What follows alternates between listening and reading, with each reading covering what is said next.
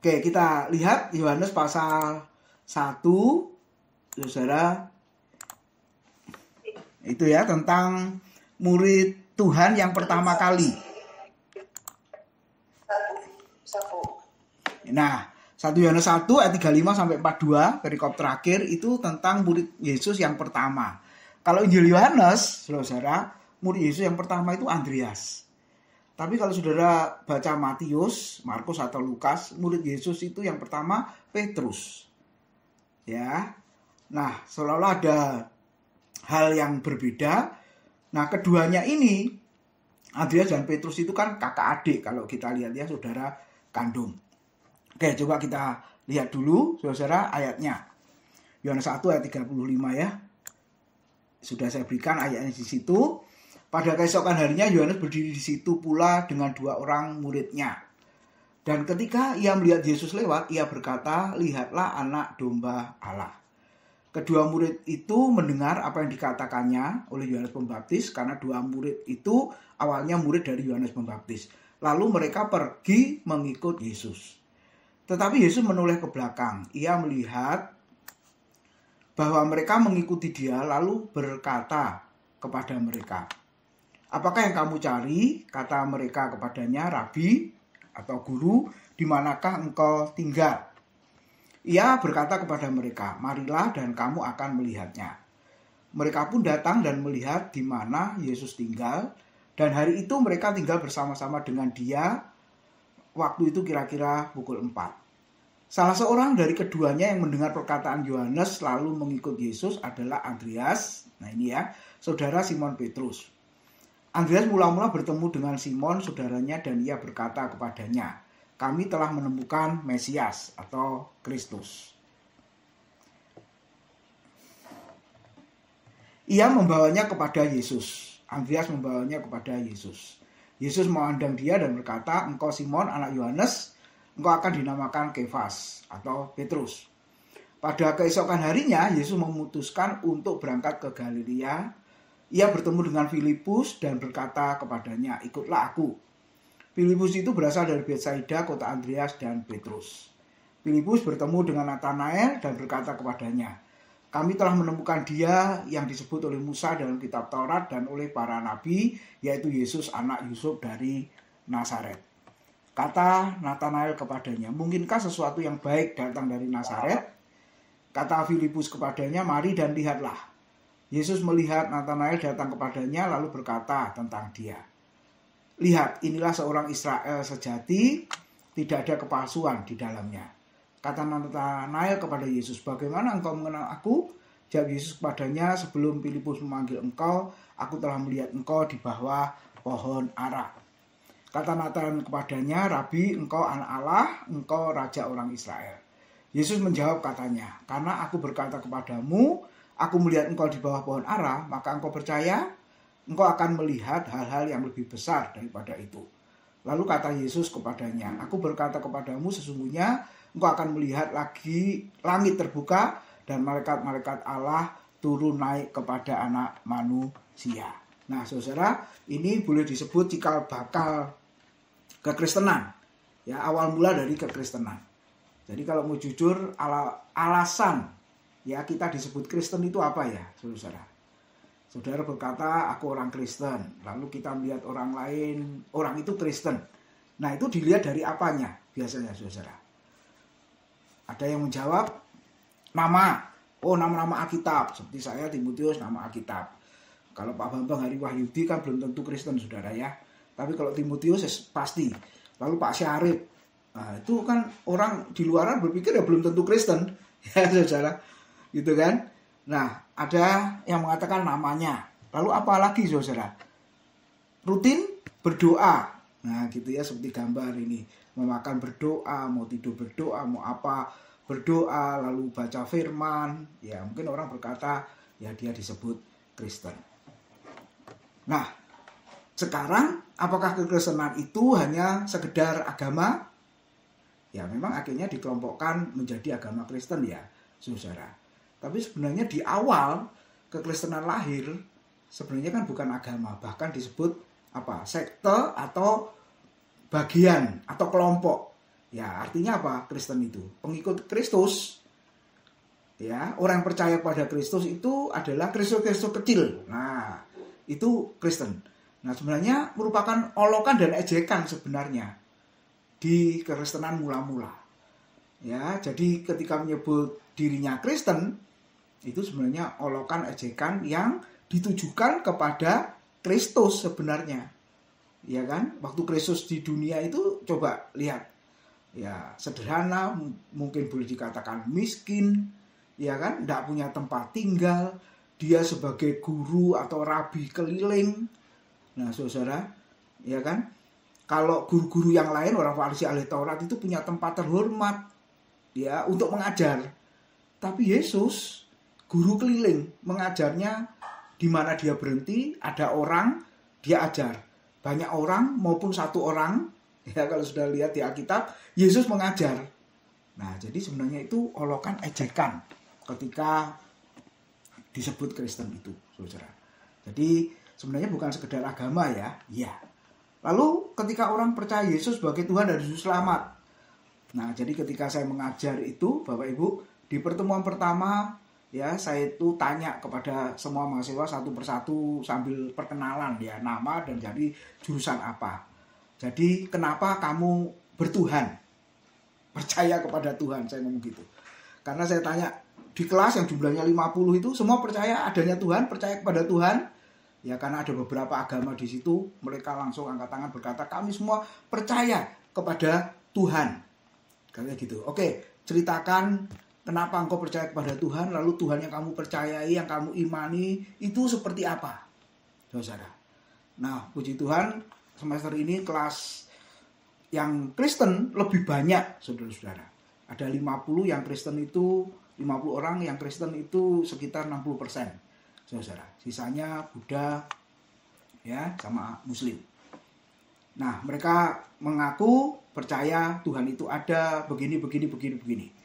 Tapi yang Kristen menjawab, nah ini yang luar biasa, saudara. Bagi kami, bagi saya, percaya kepada Yesus yang adalah satu-satunya Tuhan dan Juru Selamat. Wah, ada yang langsung, saudara ya, istilahnya mantap. Wah, saya senang sekali mengaku ya, di antara agama-agama ketika mereka menyebut dirinya Kristen dan Katolik, mereka berkata Kristus itu, Yesus itu bagi kami satu-satunya Tuhan dan yang sanggup menyelamatkan kami, saya dari dosa.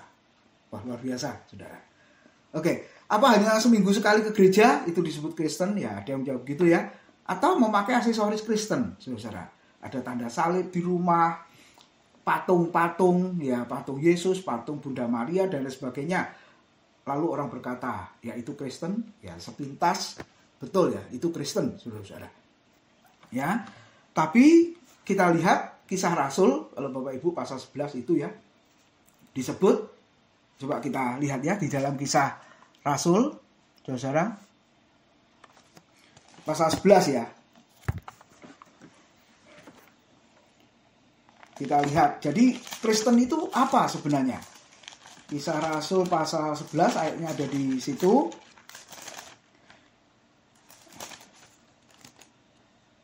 Ayat yang ke-26 ya, saudara.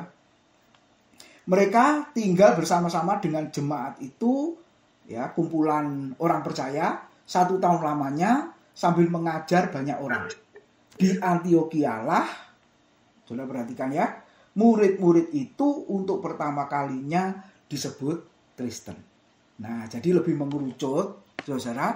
Apa artinya Kristen? Bukan sekedar pengikut Kristus, bukan sekedar pakai nama-nama Alkitab, ya, saudara. Bukan sekedar kegiatan rutin di gereja, lalu kehidupan sehari-hari berdoa, baca firman Tuhan dan lain sebagainya. Itu Kristen, ya, walaupun benar juga. Tapi kita mengerucut di dalam firman Tuhan, ternyata yang disebut Kristen itu adalah murid, saudara. Ya, jadi orang Kristen adalah murid Kristus. Bukan sekedar jemaat atau anggota gereja. Nah, seringkali orang kan bangga dengan sebutan ini kan. Aku anggota jemaat gereja A, B, C, D. Gereja yang bagus, gereja yang elit, gereja yang rame, ya, gereja yang parkirnya luas, gereja yang tempat duduknya nyaman, gereja yang AC-nya dingin. Nah, bangganya dengan hal yang begitu, saudara. Tapi sebenarnya kita kembali ke Alkitab, definisi Kristen itu adalah ketika saudara-saudara menjadi murid Kristus. Ya. Nah, ini buku yang hari Jumat kemarin saya singgung ya, saudara-saudara.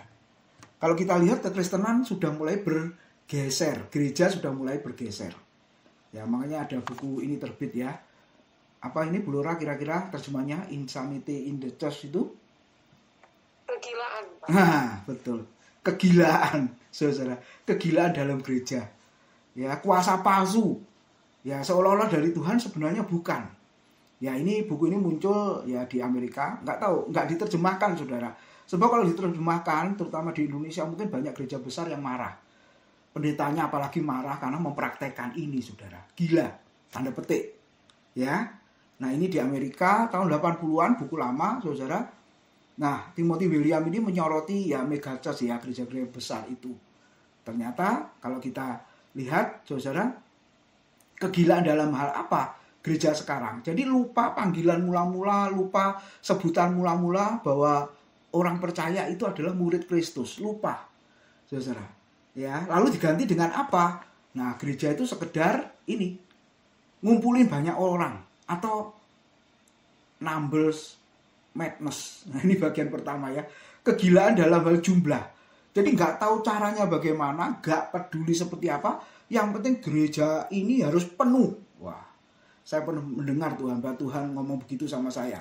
Sudahlah Pak Timotius, aku nggak peduli ya bagaimana caranya, ceritanya. Pokoknya gereja ini harus penuh. Titik. Kalau gereja ini penuh, saya senang. Wes, nggak ada yang lain katanya. Nah, gitu loh saudara ya. Lalu saya pikir, wah, ya caranya gereja itu penuh ya nginjil. Saya bilang gitu ya saudara ya. Tapi dia enggak, terserah lah. Gitu ya. Nah, ternyata saudara, untuk sekarang ada teman hamba Tuhan Surabaya yang ngomong, ya, ada 2 gereja yang benar-benar ini ngejar jumlah. Ini jadi berhala. Saudara. Ya, ada 2 gereja yang berlomba-lomba nih. Ya, saudara, pokoknya jumlahnya banyak. Aduh, saudara, ketika saya mendengar itu, oh, ini persis di buku ini, gitu ya. Terus apa lagi? Sesuatu yang besar. Jadi setiap saat ibadah itu berharap, ini ada hubungannya dengan nomor 5 ya. Karena ada 7 poin di buku ini, saudara-saudara. Nggak terlalu tebal sih buku ini, ya. Itu sesuatu yang besar atau mujizat. Nah, makanya ada rekan yang cerita, Pak, di gereja itu ada kursi roda yang diletakkan supaya orang jemaat itu melihat apa? Melihat kursi roda. Maksudnya, ya dulu ada orang yang datang ke situ pakai kursi roda, lalu ketika beribadah mengalami mujizat sehingga dia bisa jalan normal, kursi rodanya ditinggal di gereja. Kok nggak bawa pulang atau diberikan yang lain aja? Enggak, Pak. Karena intinya nggak mau sakit lagi. Nah, sampai gitu, saudara ya. Jadi kursi rodanya di sana, atau tongkat, atau apalah, saudara, yang menyebabkan dulunya dia bergantung kepada semuanya itu, ya, karena sudah disembuhkan oleh Tuhan, mengalami mujizat, ya sudah, ditinggalkan sebagai kesaksian, bahwa di sini ada mujizat, di sini ada kesembuhan. Ya, itu, saudara lihat ya, ya ini kegilaan juga, karena setiap saat, setiap waktu maunya begitu. Lalu kekuasaan, nah ini, ya, tidak bakalan orang di luar keluarga bisa masuk. Ya, apalagi jadi gembala, itu mustahil, saudara. Dan itu kenyataan ya. Ya, opa-omanya, lalu anaknya, cucunya, mungkin cicitnya, cecetnya mungkin, saudara-saudara. Dan seterusnya. Tidak mungkin orang lain itu bisa masuk. Teman juga berkata, aku tidak mau ke situ, Pak. Kenapa? Aku tidak bakalan bisa jadi apa-apa. Kenapa? Karena semuanya keturunannya yang berkuasa. Dia bilang gitu. Oke, apalagi, saudara? Uang. Ya, ini gereja juga ya memang butuh uang, tapi ini jadi ukuran kesuksesan dan keberhasilan dari gereja. Waktu saya jadi pengerja, saya ini pernah ditegur sama gembala. Timotius, kenapa keuangan gereja kok merosot? Dia ngomong gitu, saudara. Beberapa minggu kok jumlahnya merosot, berkurang. Loh, ya mungkin jemaat lagi nggak punya duit, Pak. Jadi ya kolektornya ya persembahannya nggak banyak, saya bilang gitu. Nggak bisa, kamu mesti cari tahu. Jangan sampai kolektor jemaat menurun. Wah, celaka, saudara-saudara. Jadi waktu saya jadi pengerjaan, baru lulus itu sudah ketemu hamba Tuhan model begini, saudara. Gitu ya. Lalu kesenangan. Nah, ini yang seringkali terjadi ya. beribadah atau melayani Tuhan, sebenarnya kita ini menyenangkan Tuhan apa menyenangkan diri sendiri, saudara-saudara. Ya, ketika suara sound systemnya bagus, itu kan seleranya telinga kita, bukan telinga Tuhan toh, saudara. Lalu kita melihat yang main, yang pelayanan maksud saya itu profesional semua, sehingga kita berkata, wah yang main bagus ya. Sebenarnya yang disenangkan kan kita. Ya, yang main musik profesional, alat musiknya bagus ya, alat sound systemnya juga bagus, ratusan juta mungkin. Nah, yang disenangkan kan kita sebenarnya. Sehingga terus terang ya gereja berlomba-lomba itu ya. Lalu pertanyaannya Bu Lora yang lalu itu pakai lampu-lampu supaya dilihat bagus, apalagi masuk YouTube bagus. Nah, itu kan sebenarnya kesenangan mata kita, saudara-saudara. Ya, nah ini disoroti buku ini. Altar call madness ya. Tiap minggu, tiap ibadah altar call terus. Altar call boleh, tapi ya sekali-sekali jangan terus-terusan, saudara ya. Nah, itu juga merupakan kegilaan. Nah, kalau mau jujur, buku ini menyimpulkan kenapa kondisi gereja bahkan dari tahun 80-an sampai sekarang, Bapak Ibu. 7 kegilaan ini kan relevan. Ya, kenapa? Ya jawabannya karena gereja sudah menoleransi yang namanya dosa masuk ke dalamnya. Pengaruh dunia, saudara, ada. Sehingga dikatakan bersahabat dengan dunia. Harusnya gereja yang mempengaruhi dunia, tapi sekarang terbalik. Gereja yang mempengaruhi, dunia yang mempengaruhi gereja, demi apa? Mendapatkan jumlah yang sangat besar anggota. Nah, jadi jumlah ini merupakan berhala ya. Ya memang kita berharap pengen jumlah banyak, tapi kan nggak secepat itu loh, saudara-saudara. Iya kan? Tuhan Yesus itu memberi perumpamaan tentang benih yang ditanam. Pertanyaannya, apa langsung jadi pohon yang besar? Kita sendiri juga ketika menanam benih, kita berharap apakah langsung segera jadi pohon yang besar? Kan enggak, saudara-saudara. Perlu waktu. Ya, beberapa waktu yang lalu kita refreshing dengan dosen dan mahasiswa STT. Lalu di situ di tempat refreshing ada pohon pete, saudara-saudara. Ternyata pete yang kita makan buat pete penyet, sambel itu ya Bapak Ibu. Supaya dapat pete, buah petenya itu nunggu pohon besar ternyata. Tahunan baru muncul pete. Saya juga baru tahu. Saya pikir pete itu ya pohonnya seperti lombok gitu. Terus nggak terlalu tinggi lalu keluar begitu ya. Ternyata enggak. Ternyata betul ketika ke sana pohonnya besar sekali, baru petenya kelihatan, itu pun masih muda petenya. Nah, jadi kalau kita lihat, saudara, benih yang ditanam, yang ditabur, tidak secara instan langsung jadi besar pohon, enggak. Tapi kan melalui proses. Nah, demikian juga pelayanan pekerjaan Tuhan, kekristenan kita, saudara. Kita menjadi murid Tuhan pun juga begitu kan. Nah, ini ilustrasi yang sederhana. Saya sampai hari ini juga mengajar, mungkin Bu Lora, Pak Bambang juga, dan yang lain-lain ya. Kalau kita punya murid yang antusias dan interest itu, senangnya minta ampun. Mengajar 50 menit kali 2, saudara, 2 SKS itu nggak terasa. Ya kan? Waktunya habis nggak terasa, karena muridnya semangat, penuh minat. Diskusinya seru, ya Bapak Ibu. Bertanya, menjawab, yang satu bertanya, seneng kan saudara? Tapi coba kalau sebaliknya, Bapak Ibu. Nah ini ya. Kita punya murid di kelas model begini, saudara. Waduh, ada yang tidur di kelas, gitu ya. Terus malas, tugas nggak pernah dikerjakan.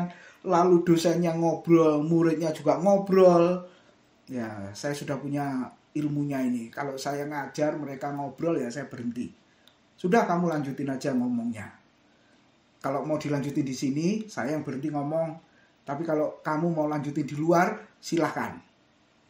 Saudara, gitu ya. Nah, coba kalau kita punya murid model begini, saudara, dosennya yang stres. Waktu itu rasanya lama sekali. Diajak maju, ya, semangat, sulitnya minta ampun. Nah, sebenarnya saya dan saudara adalah murid Kristus. Kita termasuk murid Kristus yang mana, saudara-saudara? Yang penuh semangat, ya, interest tadi, antusias, atau yang begini, saudara? Lalu pertanyaan yang kedua, yang layak memberi nilai kan dosennya. Saya dan saudara yang adalah murid Kristus, yang layak memberi nilai kita siapa? Tuhan kan. Jadi kira-kira malam hari ini Bapak Ibu jadi murid Kristus itu minta diberi nilai berapa, saudara? Nah, ingat ya apa yang disampaikan Pak Sarip ya. Dari 0 sampai 100 itu saya ini berapa? Ya malam ini juga berlaku. Kita di hadapan Tuhan, Tuhan yang memberi nilai kita sebagai murid Kristus, kita ini dapat nilai berapa sebenarnya? Saudara. Oke. Nah, kita ada di sekolah kehidupan, saudara ya. Nah, kelasnya sebenarnya di gereja kita masing-masing. Dan juga Zoom pertemuan kita malam hari ini merupakan kelasnya. Dan saya amati ya Bapak Ibu, ada yang nggak pernah absen. Nah, Pak Rudi itu mungkin hanya absen 1 kali ya. Saudara ya. Terus siapa lagi? Ya kalau Pak Sarif tentu masuk terus karena hostnya, saudara. Tapi ada juga yang absen ya. Ya maaf Bapak Ibu yang absen karena kerjaan. Ya sudah alasannya Bapak Ibu yang tahu dan Tuhan yang tahu. Makanya malam ini kalau Tuhan kasih nilai kita ini diberi nilai berapa saudara-saudara? Ya toh? Nah Yesus itu guru agung kita. Yohanes 1 ya 13 sampai 15. Kamu menyebut aku guru dan Tuhan dan katamu itu tepat, memang akulah guru dan Tuhan. Jadi jikalau aku membasuh kakimu, aku yang adalah Tuhan dan gurumu, maka kamu pun wajib saling membasuh kakimu. Sebab aku telah memberikan suatu teladan kepada kamu, supaya kamu juga berbuat sama seperti yang telah ku perbuat kepadamu. Jadi malam hari ini Bapak Ibu, gereja atau persekutuan, ya online juga, itu seperti kelas kita. Kita masuk ke kelas kehidupan, sekolah kehidupan itu. Ya, kita penuh semangat, antusias, penuh minat, atau sebaliknya tadi malas, tertidur, ya ngobrol sendiri, nggak konsentrasi dan lain sebagainya. Nah, Tuhan yang memberi penilaian kepada kita, saudara-saudara. Kalau kita minta nilai 95 atau A, pertanyaannya, layakkah kita dapat nilai itu? Padahal kita sebagai murid Kristus, kita tidak memenuhi tanggung jawab kita sebagai murid, saudara. Nah, biarlah malam ini kita boleh merenungkan ya. Nah, kekristenan, saudara, Bonhoeffer berkata, kekristenan tanpa pemuritan adalah kekristenan tanpa Kristus. Nah, jadi pemuritan dengan kekristenan nggak bisa dipisahkan. Ya, karena berdasarkan definisinya Kisah Rasul 11 ayat 26 tadi atau 28 tadi, Bapak Ibu, bahwa untuk pertama kalinya murid itu disebut Kristen. Jadi pemuritan ya itulah kekristenan. Kekristenan ya itulah pemuritan sebenarnya. Kekristenan yang tanpa pemuritan adalah kekristenan yang tanpa Kristus. Dan kalau mau jujur banyak ya saudara. Yang penting jemaatnya banyak, ya agak peduli isi khotbahnya apa, nomor kesekian. Nah, nggak ada pemuritannya saudara. Nah, tapi sebenarnya mereka tanpa Kristus. Gereja yang tak menerapkan pemuritan tidak efektif dalam melaksanakan tugas utamanya, yaitu apa? Mengubah pribadi dan komunitas menjadi serupa dengan Kristus. Nah, ini tujuan kekristenan. Serupa dengan gambaran anaknya Yesus Kristus. Nah, itu dimulai, saudara, ya, di mana? Di dalam kelas, di dalam pemuritan itu. Makanya di dalam kelas kan ada tanya jawab. Nah, seperti malam hari ini ada bertanya, menjawab, menanggapi, kasih komen, dan lain sebagainya. Ya toh, saudara? Seorang murid adalah seorang pembelajar. Amin, saudara. Semua orang yang berkomitmen kepada Kristus adalah murid-muridnya. Tujuan pemuritan untuk menjadi lebih dalam dengan Tuhan, yaitu dibentuk menjadi serupa dengan gambar Kristus, karena karakter dibentuk dalam komunitas atau dalam pemuritan itu sebenarnya. Makanya ada salah satu tujuan dari mata kuliah itu apa? Ya, kalau di pendidikan kan kita tahu ya ada 3 itu. Kognitif, afektif, psikomotorik ya, saudara. Bukan sekedar pengetahuan saja, bukan saja menyentuh perasaan jiwanya, mengubah pribadinya, tapi yang ketiga penting, mengubah, mempengaruhi, berdampak ya bagi orang lain juga. Ya, itu baik tingkat playgroup sampai S1, S2, S3, saudara-saudara. Ilmu kita, mata kuliah kita dapat harus ketiganya itu mengubah kita dan berdampak bagi orang lain. Nah, demikian juga kita menjadi orang Kristen, saudara, mengubah diri kita dan tentunya berdampak menjadi berkat bagi orang lain. Nah, itu kekristenan dengan pemuritan. Nah, sekarang kita masuk ke poinnya, Bapak Ibu. Jadi kalau begitu, siapa murid Tuhan yang pertama? Tadi Yohanes pasal 1 ayat 35, Andreas.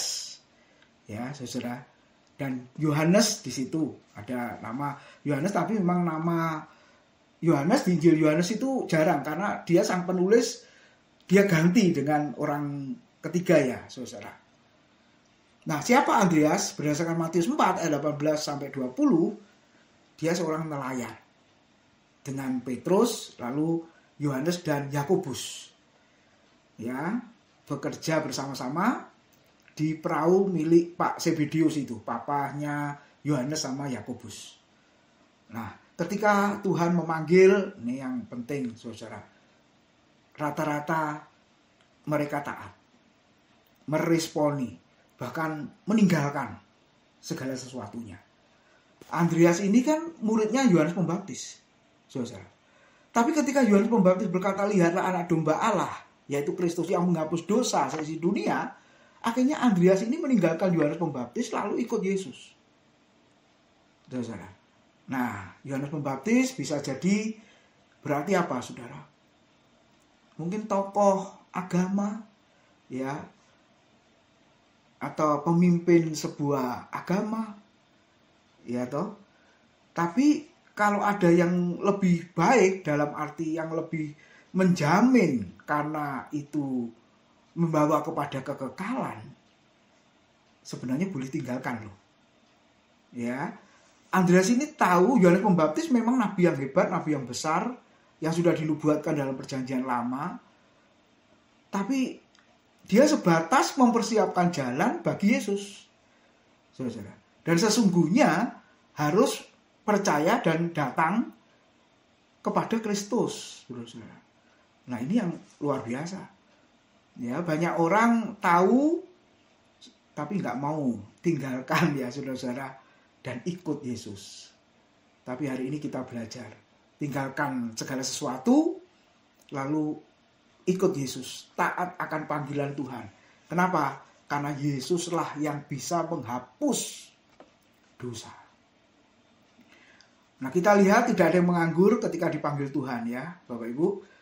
PL itu ada Nabi Elisa bekerja membajak dengan 12 pasang lembu, dipanggil oleh Elia. Lalu Matius sedang duduk di meja cukai, ya, sedang bekerja, Bapak Ibu. Yakobus dan Yohanes itu sebagai nelayan. Lalu Paulus sebagai ahli Taurat orang Farisi ya, saudara. Bahkan siap mau menganiaya anak Tuhan. Ketika mereka bekerja, mereka dipanggil oleh Tuhan. Nah, mungkin kita juga, saudara, ya, kita dipanggil oleh Tuhan. Nah, apa pelayanan Andreas yang kita renungkan? Yang pertama, membawa orang kepada Kristus. Siapa yang dibawa? Nggak banyak orang, satu orang, saudara. Yaitu Petrus, saudara kandungnya. Nah, aplikasi sederhananya adalah, adakah saudara kandung atau saudara dekat kita, Bapak Ibu, yang belum mengenal Kristus? Nah, maukah kita seperti Andreas bawa saudara kita itu kepada Kristus? Ya, memang idealnya satu keluarga, bahkan satu keluarga besar kita, semua percaya kepada Kristus. Ya, amin, saudara. Saya dulu bukan dari keluarga Kristen, papa mama bukan keluarga Kristen. Oma yang pertama kali Kristen, karena tinggal di dekat gereja. Nah, ibu gembala gereja itu yang rutin besuk, saudara, zaman itu. Saya waktu itu masih anak-anak. Ibu gembalanya masih ada sampai hari ini, umur 92 tahun. Saudara. Nah, itu yang memperkenalkan Kristus kepada oma ya, emak. Lalu emak ke gereja. Lalu cucu-cucunya, nah bukan saya, tapi adik-adik saya duluan. Lalu saya mulai tertarik ke gereja, ke sekolah minggu itu gara-gara itu adik-adik saya kalau selesai sekolah minggu itu bawa snack, saudara. Nah, terus waktu Paskah atau Natal itu dapat hadiah, alat tulis ya, buku dan lain sebagainya. Lalu iseng-iseng saya tanya, kamu setiap minggu itu kok dapat snack itu gimana ceritanya? Ya, oh, kalau datang sekolah minggu bukan sekedar ikut nyanyi, dengar firman, tapi kalau disuruh nyanyi ke depan mau. Loh, lagunya susah Pak? Mudah, oh mudah lagunya gitu ya, saudara ya. Zaman itu saya tanya begitu. Nah, akhirnya saya tertarik. Nah apalagi Natalan kok dapat hadiah. Namanya anak-anak saudara-saudara ya. Dulu belum ada handphone ya. Namanya anak-anak tertarik. Iya karena aktif. Kalau itu di absen tiap minggu itu kalau masuk terus itu hadiahnya gede. Tapi kalau banyak bolosnya ya hadiahnya berkurang. Akhirnya saya berkata sama adik-adik saya, ya udah saya mau coba ini. Mulai minggu depan aku tak ikut. Ya saudara. Nah, jadi saudara saya ini yang bawa saya saudara. Setelah itu mama lalu papa ya. Engkong saya juga terakhir. Akhirnya percaya Tuhan. Nah Bapak Ibu memang awalnya namanya anak-anak begitu. Nah tapi di antara semua yang jadi hamba Tuhan saya merenungkan ketika sekolah minggu saya bersuka cita. Lalu bertumbuh, diajarin pelayanan oleh gembala saya. Main gitar ya, main musik Bapak Ibu. Lalu mengajar sekolah minggu sejak SMA itu ya. Oh jadi semangat. Lalu saya berkata nanti setelah SMA saya mau sekolah Alkitab jadi pendeta. Wah kalau anak-anak sekarang ditanya begitu langka loh saudara ya. Mungkin gak ada yang mau saudara. Nanti ke depan mau jadi apa pendeta. Gak ada mungkin yang jawab saudara-saudara. Tapi zaman itu. Nah seperti Andreas. Mungkin malam ini juga Bapak Ibu ada yang keluarga kita belum kenal Tuhan. Nah biarlah saudara mau jadi Andreas membawa mereka. Lalu di bagian yang lain Yohanes 6 ayat 8-9 saudara-saudara. Andreas ini membawa seorang anak. Nah orang banyak itu kelaparan ceritanya. Ya kan? Orang banyak itu kelaparan. Nah ketika bepergian seorang anak ini bawa bekal dari orang tuanya ya. Zaman itu kan gak ada depot rumah makan. Jadi kalau bepergian selalu bawa bekal. Nah kita lihat di situ orang banyak kelaparan. Lalu Andreas berkata kepada Yesus, di sini ada seorang anak yang bawa 5 roti dan 2 ikan. Tapi apakah artinya untuk 5.000 laki-laki dan anak-anak perempuan ya tidak terhitung? Gak akan cukup. Ya tahu saudara. Tapi kita lihat Andreas bawa anak itu pada Yesus. Dan akhirnya bekal diberikan kepada Yesus dan menjadi berkat bagi banyak orang. Wah ini kalau ketemu anak ini luar biasa ya. Ini anak kecil loh, anak usia sekolah saudara-saudara. Biasanya namanya anak kan egoisnya minta ampun. Lah ini bekalku kalau tak berikan nanti aku mau makan apa. Mungkin bahasa sederhananya begitu. Tapi karena dia tahu Yesus yang meminta saudara-saudara. Dia berikan. Dan ketika dia berikan, terjadi mujizat ya di situ. Nah, sesungguhnya ibadah, pelayanan itu memberi. Pengiringan kita kepada Tuhan itu memberi pengorbanan. Ya, saudara, dan bukan menerima. Ini yang kita ingat. Lalu berikutnya, Andreas membawa beberapa orang Yunani kepada Kristus. Orang-orang Yunani ini bertanya tentang siapa Kristus. Wah, artinya apa, saudara? Siap memberikan jawab ya. Ya, ini juga panggilan. Kalau ada orang yang bertanya, kita jawabnya apa, saudara? Nah, Andreas ini tipe orang yang membawa jiwa bagi Kristus. Nah, saya berharap dari peristiwa yang boleh dikatakan sederhana, saudara, kita bisa seperti Andreas ya. Gak perlu pinter ngomong, gak perlu sekolah tinggi-tinggi, saudara. Pelayanan apa sih? Bawa orang, ya saudara ya. Bawa orang saja kepada Kristus, memperkenalkan orang kepada Kristus. Ini kan pelayanan yang mungkin simple, ya, saudara. Ya, gak perlu keahlian khusus kan, saudara. Nah, biarlah kita mau melakukan itu. Lalu yang kedua, kita lihat Andreas ini mempromosikan orang lain, yaitu Petrus. Coba lihat, saudara. Di Alkitab, Andreas sama Petrus itu pelayanannya yang tertulis lebih banyak itu yang mana, saudara? Tokohnya Petrus kan? Jarang kita melihat Andreas berkhotbah. Ya, nggak ada ya. Andreas mengajar. Bahkan Andreas melakukan mujizat. Nggak ada, saudara. Jadi, Petrus bersyukur sama Andreas. Ya, saudara kandungnya. Dari Andreas ini, akhirnya Petrus bisa mengenal Yesus. Artinya apa? Memberi kesempatan orang lain untuk bertumbuh. Ya, memberi jemaat itu kesempatan untuk melayani seluas-luasnya. Lalu mereferensikan banyak orang untuk pelayanan. Nah, ini penting, saudara. Tipe Andreas. Selalu beri kesempatan orang lain untuk melayani. Nah, yang terpenting, Bapak Ibu, Andreas ini berjiwa besar. Artinya apa? Nggak takut disaingi. Nah, ini yang luar biasa ya. Andreas tidak pernah ditulis di Alkitab. Tadi yang saya sampaikan. Mengajar, berkhotbah, melakukan mujizat, nggak pernah, saudara. Tapi justru Petrus yang dibawanya kepada Kristus, pelayanannya lebih hebat dari Andreas. Nah, bagaimana dengan orang pada masa kini? Berjiwa besar atau malah takut tersaingi, saudara? Nah, inilah yang menjadi renungan kita. Kenapa? Ternyata Andreas meneladani gurunya Yohanes Pembaptis. Ia tidak merasa kehilangan murid karena akhirnya murid itu mengikut Yesus. Karena Yohanes Pembaptis tahu dia bukan siapa-siapa. Makanya sampai dia berkata, Yesus yang harus makin bertambah-tambah, aku yang harus makin berkurang-kurang. Membuka tali kasutnya pun aku tidak layak. Aku membaptis air sebagai tanda pertobatan, tapi dia yang sudah ada sebelum aku di masa kekalan, yaitu Kristus, dia akan datang membaptis kamu dengan Roh Kudus dan dengan api. Itu Andreas karena melihat Yohanes Pembaptis. Dia berjiwa besar, kehilangan muridnya demi Kristus, dia relakan, saudara-saudara. Nah, jadi kesimpulannya, pelayanan model Andreas adalah membawa jiwa kepada Kristus, mempromosikan orang lain, dan yang ketiga, berjiwa besar, tidak takut disaingi. Tuhan memberkati.